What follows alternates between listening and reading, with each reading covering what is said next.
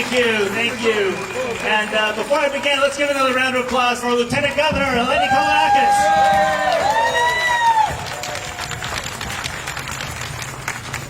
So I'm Dr. Richard Pan. I'm your state senator representing Sacramento. First of all, I want to thank AAPI. I want to thank Cece and Regina again so much for your leadership. I want to thank Amy Tong, who also, by the way, is in charge of IT here for the state. So she keeps everything running here. Hey, give her a round of applause.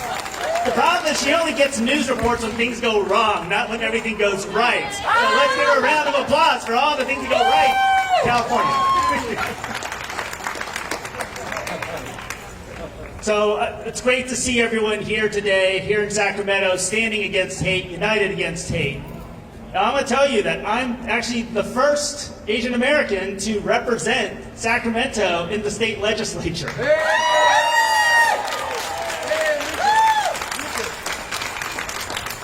Now, the reason I mentioned that is because, we've already celebrated 150 years of Chinese American laborers helping build the Transcontinental Railroad, of which, of course, started here in Sacramento, right? Hey.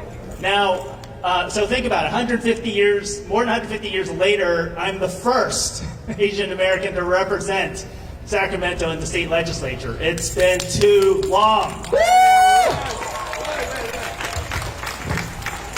The other thing I should mention is that in these hallowed halls here, we're standing in front of the state capitol. It's actually kind of challenging in there because you got to remember, it is in these halls that they passed legislation saying people like us cannot own or lease property.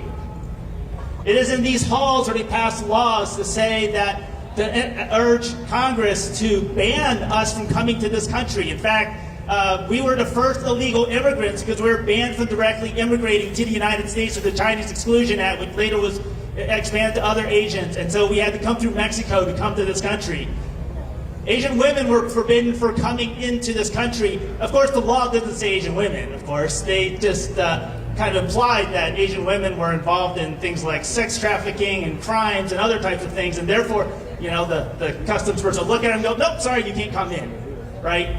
During World War II, of course, the federal government incarcerated Japanese Americans, but the state of California fired Japanese Americans who worked for the state because they were potentially disloyal. So we have a long history in this building of discriminating against Asians. And that is what we're here to say, that needs to change. It's changed, but we will no longer be silent. We are not invisible. That's right, yes! We are Americans, and we deserve to be treated equally to all Americans. I should also mention that, yes, also, we also stand in solidarity with our Black and Latino brothers and sisters, right? Okay, because they have their own challenges. We partnered with the Latino community and forming the Farm Workers Union, the Filipino farm workers who came over to farm their fields, right? Yeah. We have Japanese farmers, we have the Sikhs, the Hmong, other people who, the South Asians, and so there are people from across Asia, across the Pacific Islands too, right? And I want to particularly recognize our Native Hawaiian Pacific Islanders here. Thank you so much. I know sometimes you feel like you become invisible in our invisibility, so we want to recognize you distinctly. Okay, so we are calling for unity from everyone. Now, I should mention a few things more recently. First of all, I want to thank Governor Gavin Newsom. We now have the first Filipino American and only the second Asian to be Attorney General of the state of California, right here to address AAPI hate. As chair of the AAPI Legislative Caucus, we are fighting to be sure that we are represented in the halls of government. And in fact, one of the things that we're doing as well is we're calling on the governor to support a budget package, $200 million budget package, specifically support our community and be sure that we have access to the other services as well in the state budget. How many times do we have programs in government and they don't have interpreters so that our community can access them? We fund healthcare, but do we have interpreters for our community to get access to that healthcare and mental health? We have business grants and loans. Do we have access to our community for that? Does the state actually collect data so we understand the needs of our community? These are the things we're asking for. So it's not just about stopping hate, which is extremely important. It's about being sure our community is seen. We will be seen.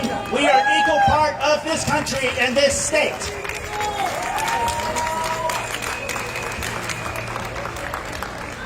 So as you're one of your elected representatives, I'm here to fight for our community, to fight for our state. We also need to be sure we have leaders in other sectors as well. We held a hearing where we showed that a variety of different fields. So I'm a doctor. In medicine, we do not have many API who are medical school deans. In fact, I think there's only one in the whole country, right? We look at law, we need more API judges. We look at entertainment, we need more API in front of the screen. We see business and tech, we need more API as CEOs and on corporate boards. We are not just the worker bees in the front and the talent that's making things going. We should also be the leaders of this